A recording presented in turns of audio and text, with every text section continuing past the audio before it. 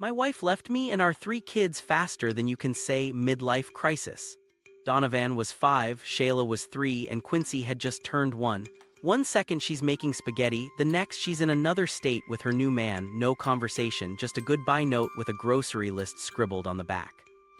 I got thrown into instant single fatherhood armed with nothing but some duct tape and the questionable haircutting skills I inflicted on my boys.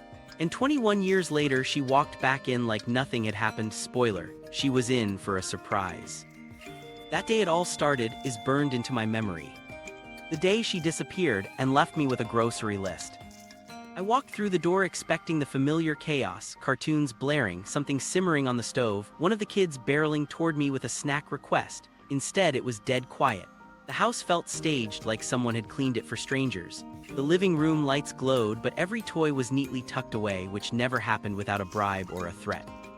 In the kitchen, a single sheet of paper sat in the middle of the counter, held down by the salt shaker. The message was short: she needed to be happy, didn't want this life anymore, and I shouldn't look for her, plus an offhand reminder that we were out of milk. That was her exit. 7 years of marriage, 3 kids under 6, reduced to a few curt sentences and a grocery item. I opened the bedroom closet to a gap where her coat and boots should have been. The kids' toothbrushes were gone. When I called her cell, the number was already disconnected. My mom answered on the first ring and told me the kids had been dropped at her place hours earlier. Francine had said something vague about an emergency, then left. By the time I got home, she was already on a plane. She fled to California with a coworker named Jero. When I got to my mom's, the kids were in pajamas on the couch, cartoons flickering across their faces. Donovan stared hard at the screen, acting older than his 5 years. Shayla asked when her mother would be back from her errand. Quincy clung to a stuffed rabbit, keeping low to the ground. My mom's eyes told me there were things she wanted to say, but she held them back. Back at the house that night, I made peanut butter sandwiches because they were fastest. While cutting the crusts, it landed on me all at once: bedtimes, breakfasts, daycare, school runs, my job without her. That note about milk wouldn't leave my head. The next morning I packed lunches that didn't match and sent them off, then drifted through work without hearing half of what anyone said. After my shift, I went to the store and bought milk like the note had mocked me into doing, plus bread and cereal. Standing under the fluorescent lights with that basket, I felt like someone playing a role without knowing the lines. I didn't wait for a call, I knew it wouldn't come. From a few tidbits passed along by relatives, I learned she'd taken enough clothes for months and wasn't planning on coming back. Some people dressed it up with phrases about her finding herself, but I didn't care to listen. I was too busy keeping 3 kids afloat. Meals became small tests I often failed. I'd buy the wrong brand or forget something obvious. Donovan eyed off-brand cereal like it was an insult. Nights were worse. Once the lights went out, the questions started: was Mom mad? When would she be home? I told them what I thought might steady them, all while knowing I had no real answers myself. Midweek, I realized there was nothing temporary about this. By the time I read that note, she'd been gone for hours and had another life taking shape while I was still figuring out how to operate without her. The milk reminder on that scrap of paper was the last thing she ever left behind in our home, cold in its casualness, final in a way she didn't need to spell out. And that night, with burnt toast smoking in the kitchen, 1 kid asking where their socks were, and 2 others turning up noses at my macaroni, it hit me that this was it. No backup was coming. The marathon had already started, and I was running it whether I knew the course or not. Trial by fire, instant single parenthood. That first night was a crash course I never signed up for. I got the kids home, sat them at the kitchen table, and realized I hadn't made more than a sandwich in years. Donovan kept glancing at the door like he could will it to open. Shayla asked every few minutes if Mom was still at her errand, and Quincy was fussy in that quiet, unsettling way that made me keep checking his chest for movement. I boiled pasta, skipped the salt, and burned the garlic bread into something closer to masonry than food. We ate it anyway. By bedtime, the questions didn't stop. When Shayla whispered, "Is she coming back tomorrow?" I had to swallow hard before answering. Quincy refused to settle unless I rocked him, and since I didn't own a rocking chair, I stood in the hallway swaying until my arms shook from fatigue. I finally made up a spot for myself on the floor between their beds, blanket pulled over me so they could see I was there if they woke up. Morning hit like a brick. Their mother had always juggled breakfast, clean clothes, and making sure socks matched. That day, every sock in the house had suddenly lost its partner, and I sent them out the door looking like an uncoordinated marching band. Lunches weren't much better: 2 granola bars for Donovan, a banana and pretzels for Shayla, and for Quincy, mashed peas poured into a travel mug because I couldn't find a clean baby spoon. I used the smooth end of a screwdriver to feed him, too tired to care about presentation. The learning curve was brutal. Diapers I thought I'd put on right would sag to their knees in 15 minutes. I'd forget to refill sippy cups before tantrums hit. A toddler left alone long enough for me to grab the mail could dismantle half my earlier safety measures. I tried moving dangerous objects higher, only for Shayla to drag over a chair as if she'd been training for this moment her whole life. That's when I started plunking them into empty laundry baskets with toys just so I could take a bathroom break without returning to disaster. Evenings had a rhythm, noise, something spilled and sticky, then quieter moments under the weight of small questions. What if she forgets where we live? Was one I didn't see coming. Sometimes my replies seemed to help, sometimes they looked through me like they knew more than they let on. I kept tissues handy, sometimes for them, sometimes for me. The first grocery trip with all three was a circus. Quincy shrieked whenever the cart moved, Shayla's hands were everywhere they shouldn't be, and Donovan tried drafting his own list that was basically sugar and cartoon mascots. We got home with 6 jars of spaghetti sauce, no spaghetti and toothpaste we already had. That's when I started rewriting grocery lists in the car before going inside. Bath time was a splash zone. The little ones treated the tub like a pool. Donovan rejected baby shampoo but wouldn't use anything else, and Quincy managed to turn more than one bath into a hazmat situation. When their pajamas weren't dry one night, I tossed oversized t-shirts on them. They thought it was hilarious. I filed it under close enough. I started lining the kitchen with sticky notes. A daycare drop-off reminder by the light switch, defrost dinner on the fridge, library book due dates on the coffee maker. It looked absurd, but without them I'd have sent someone to school on gym day with no sneakers or forgotten a permission slip entirely. By midweek I was running on caffeine and whatever meals I could throw together from bread, cheese, and fridge scraps. I quit stressing over whether dinner was right. If they got a vegetable somewhere in the mix and went to bed fed, that was victory enough. Laundry piled up, dishes went questionable, sippy cups vanished into thin air, but no one was hurt, and only one person cried over cereal, which happened to be me. Friday night, as I stood at the sink scrubbing plates, it split my thoughts right down the middle. We had made it through. The week had been messy. Dinners were plain, baths ended in puddles on the floor, and mornings often started in chaos. But the kids hadn't missed school or daycare, their deep-in laughter in between meltdowns, and every night I was there at bedtime. That counted. When they finally fell asleep, I sat in the quiet living room, light from the one working lamp making the space feel smaller and warmer. I didn't feel like an expert or even entirely competent, but we were still standing. That small win was enough to move forward. And once the panic of how do I keep this running eased just a notch, I started noticing ways to make our days smoother, sometimes with real solutions, sometimes with fixes so slapped together they barely made sense. That's when survival began to take on a whole new form.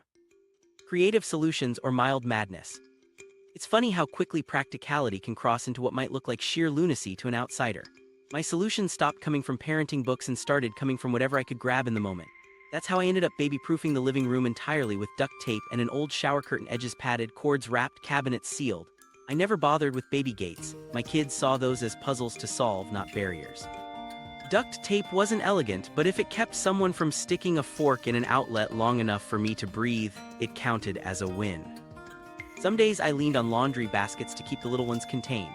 Forget playpens, an overturned laundry basket, a few toys inside, and I could leave the room without worrying someone was scaling furniture. And when my oven mitts vanished into the abyss of laundry, I cooked for a week using thick winter gloves. It looked ridiculous, but my hands stayed intact, and the kids started calling them my chef gloves, turning my lack of preparedness into part of the household language.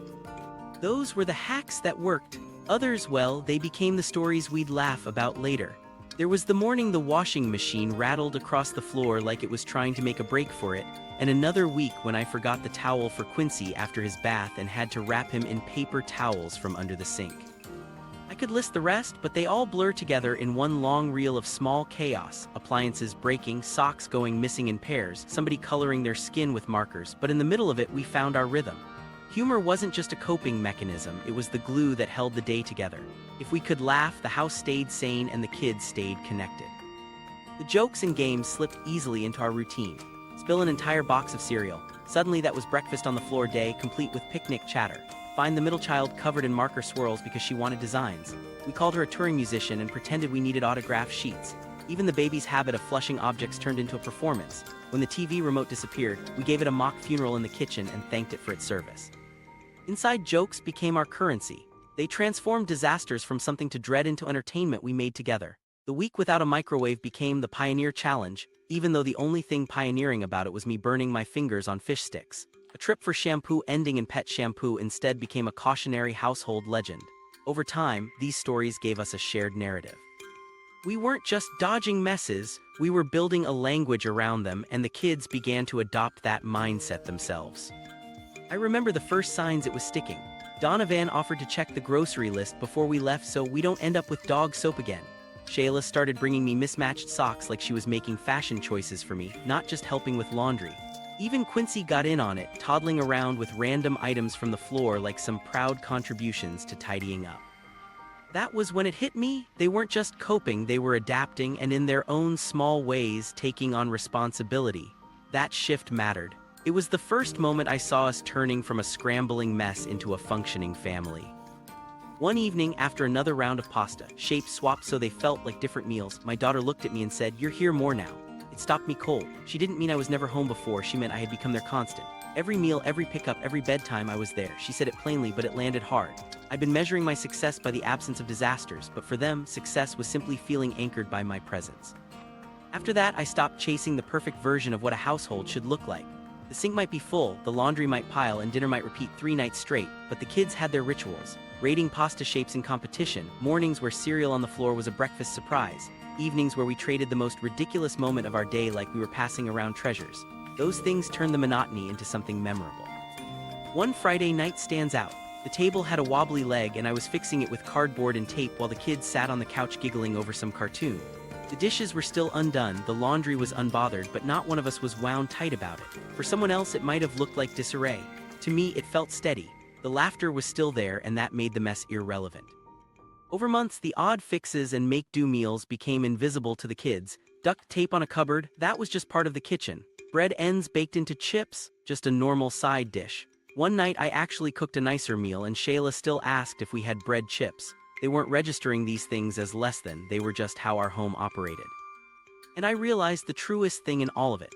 The kids didn't care if something was rigged together or halfway broken, as long as I was there, sitting at that table, reading the bedtime story, chasing them through the yard.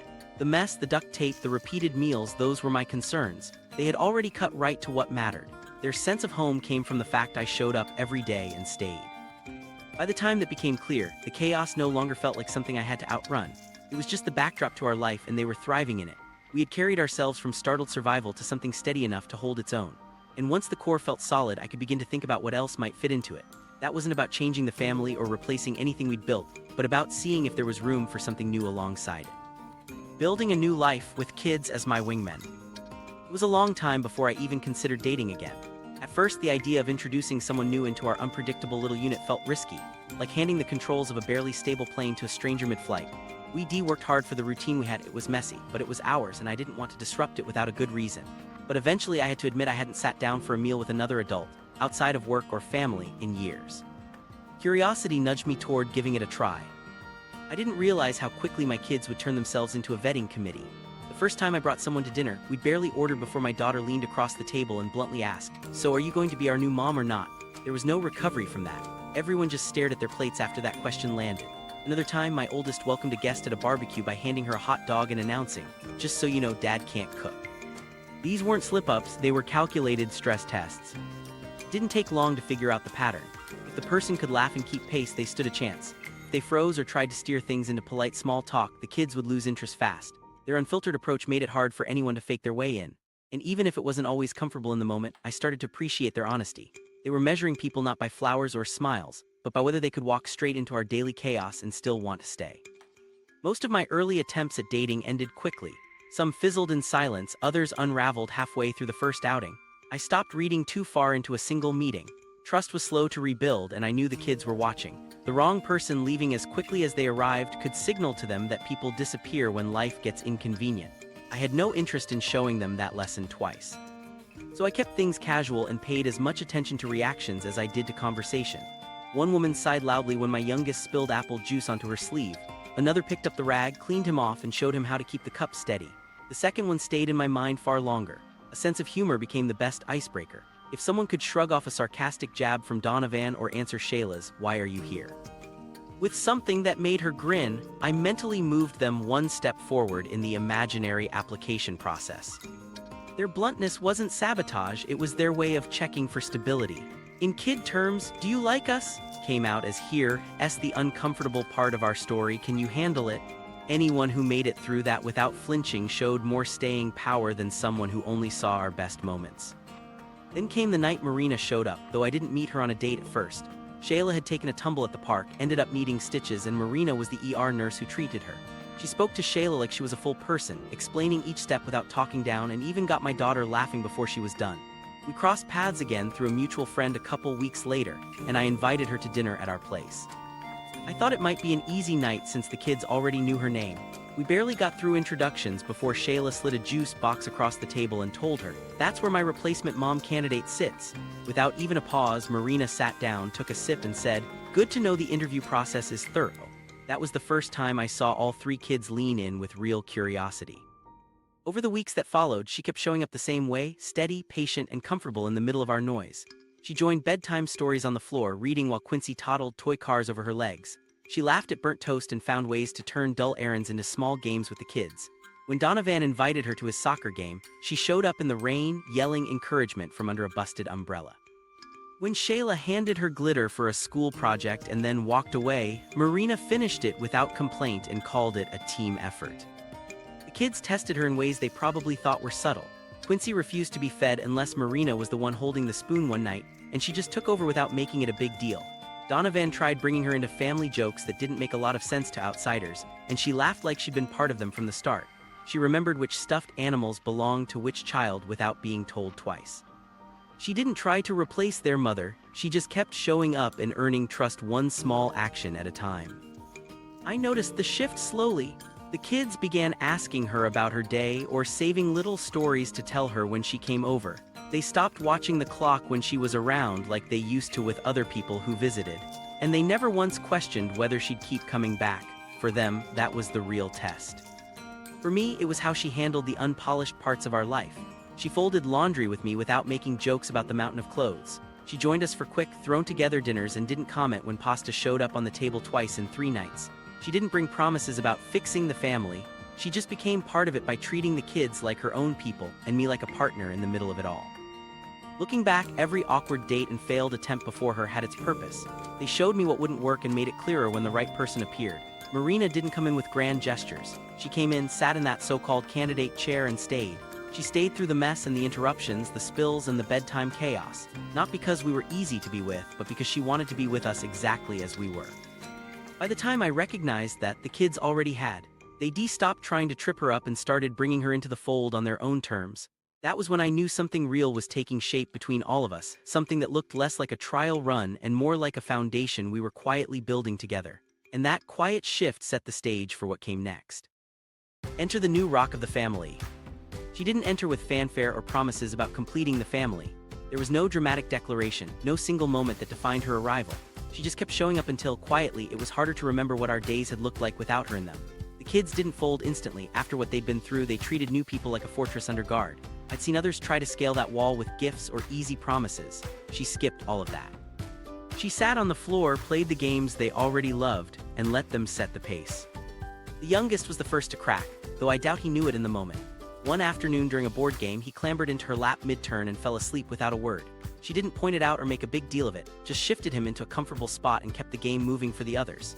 My middle one, whose hair I'd rarely managed to wrangle without a protest, came downstairs one morning beaming with neat, tangle-free braids she'd done.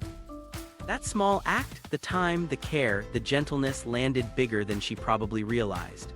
The oldest took longer, but even his skepticism started giving way once he saw she didn't just show up for the easy moments. She stood on the sideline of a rain-soaked game, soaked herself but still cheering until the final whistle. Her patience was precise. I once watched her brush out a knot in Shayla's hair with one hand while talking Donovan through a math problem with the other, calm as if it were a single task. She didn't meet meltdowns with matching energy, just a steady presence that outlasted the storm. That steadiness bled into the rest of us. I caught myself taking slower breaths at the table, not constantly braced for the next small crisis. She adapted to our brand of normal without trying to overhaul it. 3 conversations at once didn't faze her.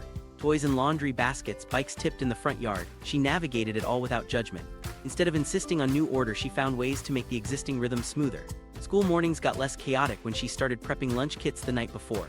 She She picked her battles, never about matching socks, always about brushing teeth before the bus. I noticed she wasn't simply holding the framework together but strengthening it. Those braids, the way she let the oldest talk his way through a frustrating project without cutting him off.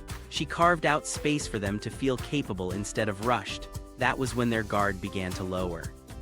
The shift in what they called her happened naturally. For a long time, she was just Marina. Then one morning, over something as ordinary as a missing cup, Quincy called out Ma instead. She answered without pause, and he didn't take it back. The word didn't spread overnight, but over time they all began using it. They didn't replace anyone, they chose her. With everything they'd lost before, handing out that title was no small thing. It wasn't a perfect run, life never is. There were fever days, friend drama, bad grades, and slammed doors. I still remember an afternoon when all three were upset about something different, the youngest flushed from illness, the middle in tears about a playground misunderstanding, the oldest pacing over homework he couldn't nail down. She didn't freeze or back away. Quincy got a cool cloth and a quiet lullaby, Shayla got a goofy drawing of friendship monsters, and Donovan was pulled into helping with dinner just enough to break his loop of frustration. By mealtime, they were all calmer, and the tension had flattened into something we could sit with comfortably.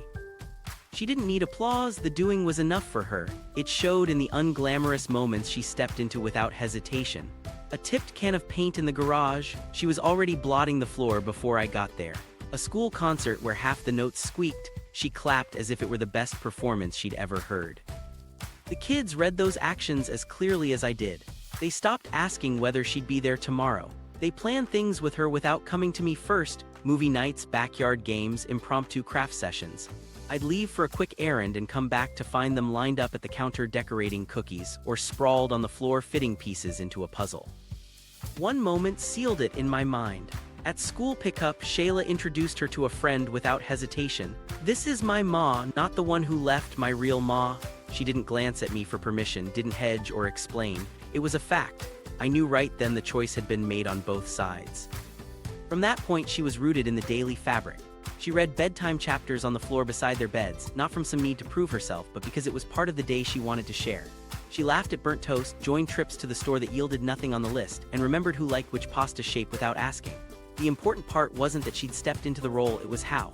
No banner moments, no rush to claim credit. Just turning up every single time until her presence was the assumed part of the plan. The house didn't look different from the outside, still loud, still a little cluttered, but the center was steadier. Maybe that's why I started catching myself less in the middle of the scramble and more in stretches where we could simply be, untangling lights for the tree together or all crammed on the couch for a movie while rain hit the windows. They weren't waiting for the other shoe to drop anymore. Having her there didn't erase the past and it didn't pretend to, but it made the present something strong enough to stand on. The kids had someone who showed up without condition and I had a partner who didn't flinch in the mess. That was enough to carry us forward into whatever came next. Time has a way of moving without you noticing until the markers are impossible to ignore. Days that felt long folded into years that felt short. And before I knew it, those kids who'd once tested every new person who walked through our door were stepping into their own next chapters, carrying pieces of this rebuilt life with them. Graduation day and other wins. Graduation season has a way of making you stop and take stock. One day you're checking someone's math homework at the kitchen table, and the next you're standing in a crowded gym watching them cross a stage. When Donovan walked out in that cap and gown, he scanned the bleachers, locked eyes with us and gave the smallest nod, his version of a grin when he didn't want to make a big show. In that moment, I wasn't thinking about the times we lived on takeout or all the mismatched socks. I was thinking about every late night I'd felt out of my depth but showed up anyway. Later, he told me he'd lined up full-time work as an electrician before he'd even walked across that stage. I didn't know he'd been making plans that far ahead. Not long after, it was Shayla's turn. She was the one who could shift a room's mood without trying, and in her gown she looked ready to take on whatever was next. She didn't just shake hands and walk, she waved to us, nearly tripped when a friend cracked a joke at the foot of the stairs, then spun it into part of the show. That same stubborn creativity I'd seen years earlier, when she glued bottle caps to a cereal box and called it a robot, was headed somewhere solid now. She was moving into a teaching program, already balancing it with part-time work she'd chosen for no other reason than she liked the way her boss treated the staff. Quincy didn't have a high school graduation yet, but he hit his own milestone early. He finished his engineering trade program ahead of schedule, then landed steady work before I had time to ask what his next move would be. He'd been saving quietly for months, and one afternoon dropped it into conversation that he had enough for a down payment on his first car. This was the same kid who once flushed a plastic dinosaur down the toilet and rebuilt towers from canned food. Now he was showing me his insurance papers without fanfare. Each of them carried pieces of the chaos we'd survived, but not like a weight, more like a toolkit. They didn't blink when plans fell apart. They didn't see small setbacks as disasters because they'd grown up in a world where the week's biggest win was making it to Friday without a trip to urgent care. The habits we'd built out of necessity, adjusting quickly, improvising, keeping a sense of humor, had become their strengths. Every so often, those early years still come up in our conversations, usually framed as comedy. The garlic bread I once burned hard enough to qualify as a building material. The week the can opener vanished and I cracked open beans with a screwdriver. The bread crust chips I tried to sell as a side dish. To them, these aren't complaints, they're proof we made do and sometimes even had fun doing it. We had house rules that meant nothing outside our four walls. No toy cars on the stovetop. Whoever didn't spill at dinner picked the movie. Label your leftovers or risk losing them to whoever was hungriest. Those rules and workarounds shaped how they saw problem solving. It wasn't about doing things perfectly, it was about getting things done together. I used to worry they'd look back and feel shortchanged. But when they talk about those years now, there's no trace of resentment. They tell me it toughened them up in the best way. They know how to budget, how to cook with whatever's on hand, how to adapt when the person you counted on most walks away. They don't frame their childhood by what they didn't have, they frame it by what we built with what we did.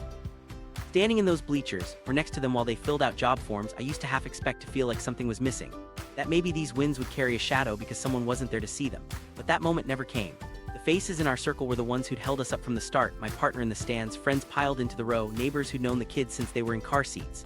Those were the people they saw at every milestone, so those were the people who mattered. After Donovan's ceremony, we ended up in the kitchen, still in dress clothes, eating leftovers, laughing at Shayla's mock announcement of tonight's special, pasta. No speeches, no lessons, just the same easy banter we'd always had. Those moments made it clear nothing about the bond had shifted just because the kids were grown. Even now, when one of them clears a big goal, my mind doesn't go to what we had to get through to reach it. I think about the nights I was filling out forms one-handed while holding a feverish kid with the other and wondering if all the small, stubborn decisions would count in the long run. They did. Those graduations, new jobs, and first apartments proved it. I once assumed milestones were endings. Turns out they're more like markers that show the messy, makeshift way we did things actually worked.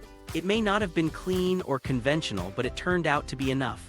Watching them build solid futures without bitterness said more than any speech could have.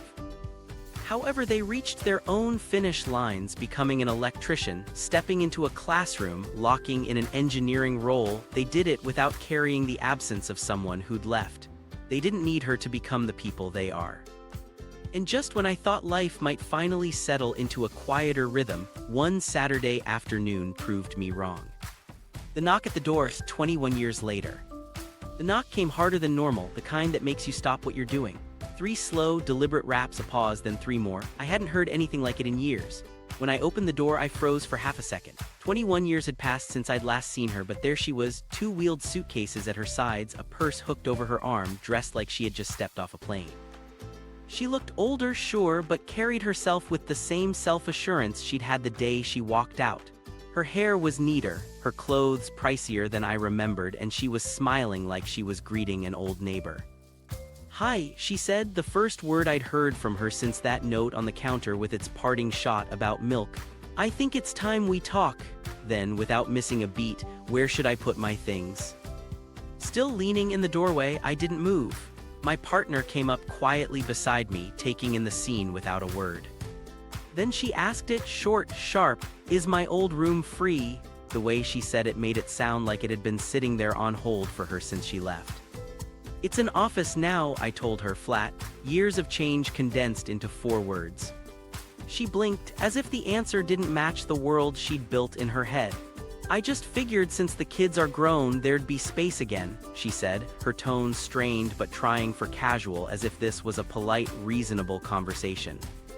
I thought about that space she was picturing.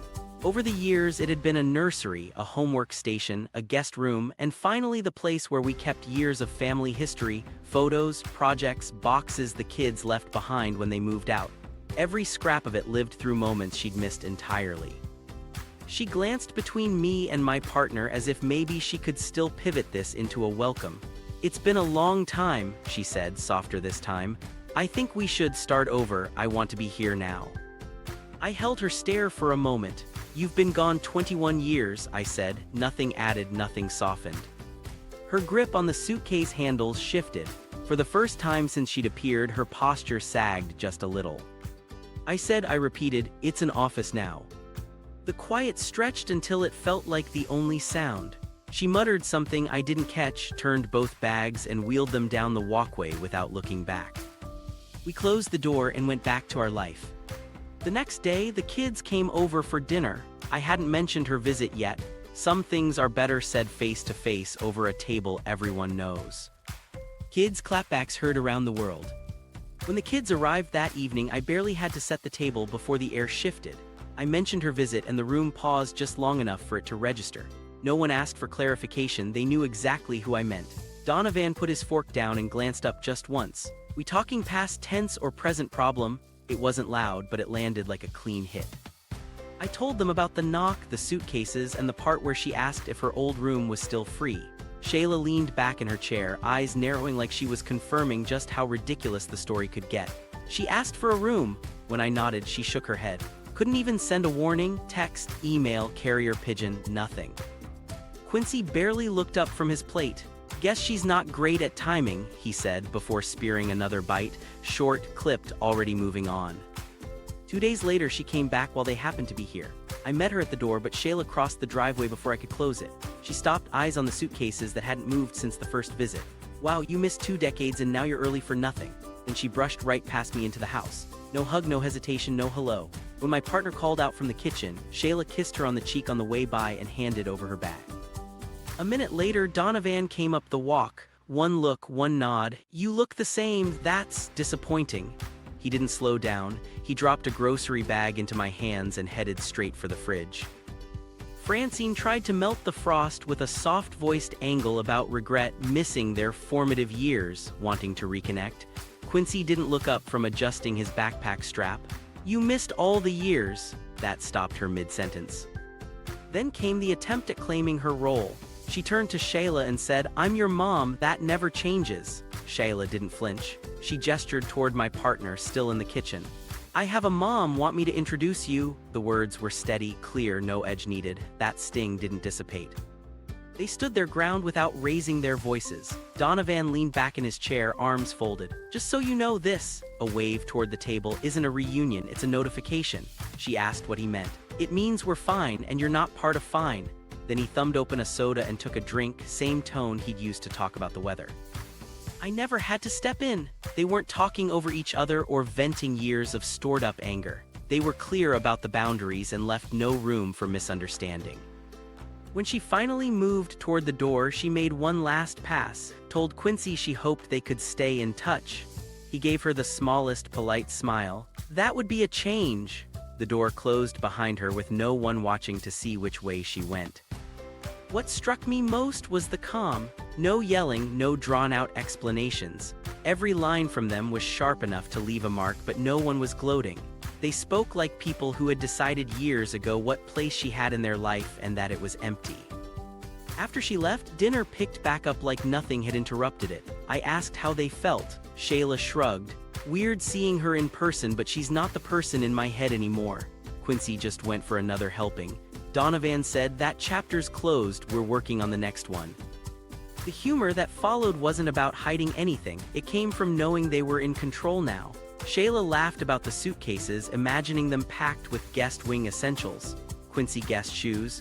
Donovan offered to shuttle them to the bus station. Their tone was almost light, but the unity underneath was unmistakable. Sitting there, I realized they hadn't needed to rehearse. Each came at it from their own angle, Donovan with the blunt cuts, Shayla with the clean sarcasm, Quincy with the quick hooks, but together it was one message. They didn't look for my approval or gauge how far to go, and none of them left an opening for her to linger. Later, on the porch, my partner said maybe she'd finally gotten the message. I didn't bother predicting. Whatever came next wasn't mine to soften or spin. The kids had handled it in their own words on their own terms. It was impossible not to remember how different their questions were years ago, tiny voices at bedtime asking if she was coming back, hoping for reassurance I couldn't really give. Back then, I answered with the kind of gentleness I thought they needed. Now, they carried their own truth and no part of it included bending to accommodate her story. The door had shut twice in 2 days. This time, they'd been the ones holding it steady, but even as the quiet settled back in, I knew we weren't finished with her yet. That was only the opening act. Escalation, legal tango, and ridiculous claims. The quiet after that dinner didn't last long. About a week later, an envelope arrived in the mail, her name printed neatly in the return address, no handwriting anywhere. Inside was a typed, 3-page document full of formal language about re-establishing her rightful parental role. It didn't read like a request, it read like instructions. She expected I'd make arrangements for weekly visitation, as though she could pencil herself into a routine she'd abandoned for 21 years, the way you add a recurring meeting to a calendar. I set it aside, assuming it was a one-off attempt, but a month later the front door saw another visitor, this time a process server.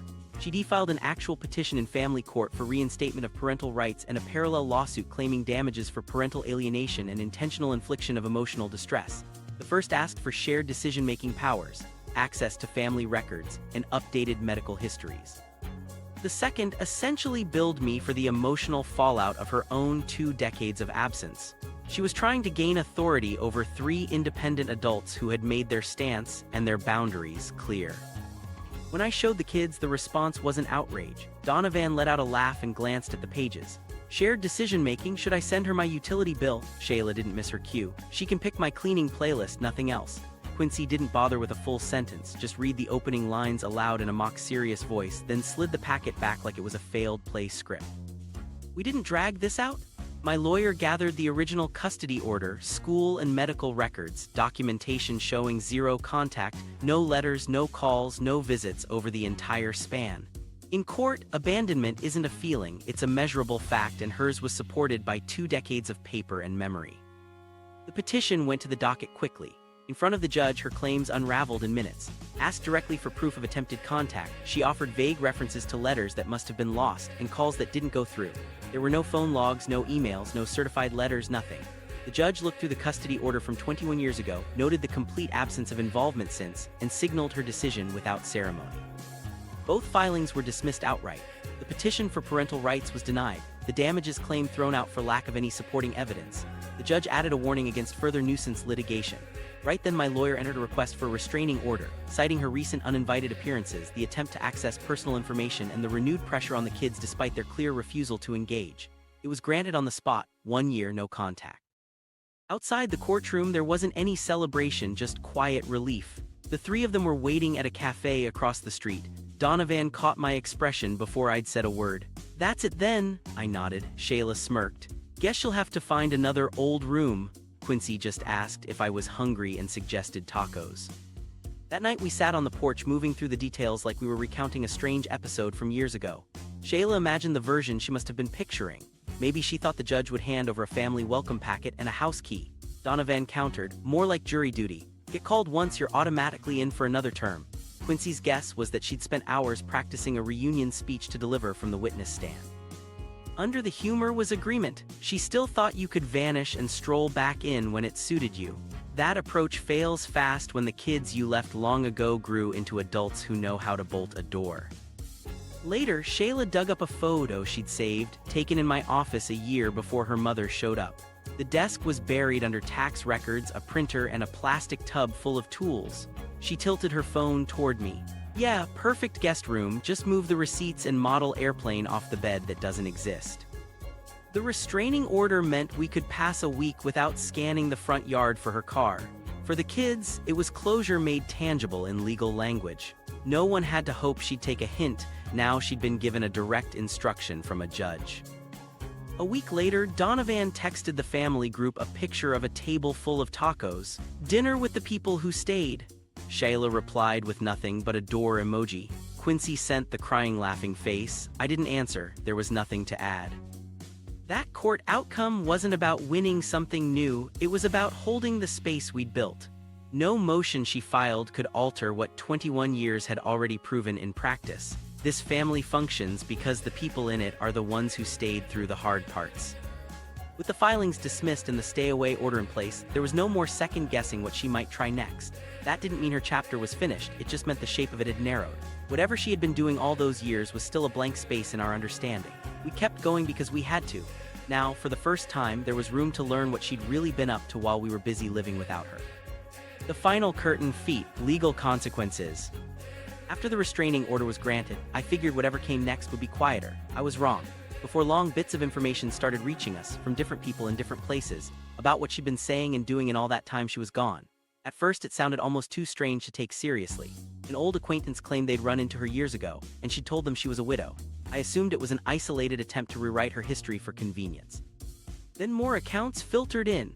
People from entirely different states came forward, saying they'd been told her husband and all 3 of her children had died, sometimes in a car crash, sometimes from an illness, sometimes in something vague and tragic like a house fire. She'd alter the details depending on the listener. The patterns were ugly and they weren't just stories. More than one person told us she collected money for funeral expenses along the way. She had stood in front of community groups, introduced as a grieving woman rebuilding her life, and accepted cash, help with rent, and offers of support. One person remembered an envelope being passed around after she spoke at a church meeting. Another pointed to a GoFundMe she'd run, raising about $3,700 for what she described online as memorial costs and a scholarship in the kids' names. When I asked how she'd gotten traction with these lies, I learned she'd been moving between towns, inserting herself into small communities where no one knew her past. When my kids heard, their first reaction mirrored mine, shock, then a rough laugh at the absurdity. Shayla was the one who nailed it in one line, "Well, I guess technically we were dead to her." That became our shorthand whenever the topic resurfaced. The jokes about haunting her apartment or sending RSVP cards from beyond made it easier to hold the conversation without letting it turn the air sour. But the more details surfaced, the less any of us considered it harmless. People began sending me printed flyers from events where she'd been introduced by name with the fabricated tragedy baked into her biography. It was deliberate. She'd built entire versions of herself that erased us completely. We turned what we had over to law enforcement. At first I doubted there'd be room for a criminal case. It's not illegal just to lie. But the moment the conversation shifted to bank records and electronic payments, both local detectives and federal investigators got involved. Because she collected funds electronically across state lines, the FBI stepped in with a wire fraud investigation. It moved quickly after that. Authorities tracked the GoFundMe campaigns, cash deposits, and other transfer records, tying them directly to her accounts. They interviewed donors who'd been led to believe they were helping a devastated widow. Confronted with these statements, she alternated between claiming not to recall what she'd said and insisting people had simply misunderstood her. Once they had her public speeches side by side with the fundraising materials, that defense collapsed. Within months, she faced multiple counts of wire fraud, now under the jurisdiction of federal prosecutors. The potential penalties weren't light. The investigators made that clear when they updated me. If convicted, she'd be looking at serious prison time. I didn't need the sentencing range. It was enough to know someone outside our family was finally holding her accountable. While all of that churned in the background, our focus was on the wedding. The kids and my partner had thrown themselves into it completely. String lights were tested over the patio, the yard was tidied, and Donovan hunted down a second-hand photo booth so we could burn instant memories into our own record. Shayla called it a celebration for who stayed, and no one argued. Whenever an update arrived, another witness statement, another confirmation from the DA, the news slipped in and out without derailing anything. I told the kids what mattered and left the rest in court files. When the investigator called during one of our invitation stuffing sessions to say she'd been arraigned, Shayla didn't even look up from her stack. Well, that's one less table to set. The case moved toward trial without any drama from our side. From what the DA said, her attorney tried to slow it down, but the evidence didn't leave much to work with. Statements, transaction histories, and her own public words lined up too cleanly to blame on a mix-up. We kept things light where we could. Quincy suggested leaving a spot marked reserved for fake funeral donors in the reception seating chart. Donovan's playlist plan shifted to include more songs about survival and none about reconciliation. My partner smiled at that one, quietly fitting 2 more jars of candles into the cart alongside groceries. On the day she first appeared in federal court, I was in the kitchen with Quincy taste-testing barbecue marinades. We compared the mild and spicy, picked one, and moved on to the task of making sure the lawn would be clear enough for extra tables. Somewhere else in the city, she was answering to fraud charges in front of a judge. The phrase Shayla had coined dead to her came back to me then. In the early years, those words would have been heavy. Now they were almost literal history. She de-erased us to strangers, we'd written her out of our present. Life had shape and warmth without her, and nothing from the outside could undo that. When the DA called to confirm the trial date, I thanked him, hung up, and went back to helping my partner hang lights across the yard. Donovan wandered in holding a box of mismatched extension cords, asking which ones we could still use. Shayla was in the kitchen, coaxing a sauce into thickening while she hummed along to a song from the playlist. Quincy tested the photo booth printer and laughed at his own face in the strip. Every corner of the house felt like it was leaning toward the event we'd been building together. Somewhere, she was talking with her lawyer about strategy, maybe still thinking she could soften the truth. But here, we were making sure the playlist had more tracks for dancing than for sitting still, and double-checking that the dessert table could hold up under what my sister was bringing. For me, that was the real conclusion. Not a sentencing document or a court date circled on paper, but the simple fact that life was moving at full speed and she wasn't an anchor in it anymore. The legal process had its place, and I was glad it had caught up to her, but the real weight was in everything she no longer touched. We had learned, over years of patchwork parenting and mismatched dinners, that progress doesn't come from clean breaks. It comes from showing up again and again until the togetherness outlasts the damage. That knowledge made the updates from court feel like just one more thing happening outside our front gate. Inside, we had other things to protect and plenty to look forward to. And as we rolled into those last prep days with the wedding almost here and the fraud case in someone else's hands, I could see the thread running through it all. None of the noise had taken away what we'd built. In fact, it had made us more certain where we stood. Humor never erased what happened, but it gave us room to breathe through it. The kids learned early that family wasn't about who shared your blood, but who showed up and stayed. Those restraining orders cut off the noise and let us keep moving, building on the life we'd made together without having to look over our shoulders. If you've ever seen the people who stayed matter more than the ones who left, drop a comment. And if you liked hearing this story, hit like or subscribe. The office stays exactly how it is. We've got a wedding to plan in there.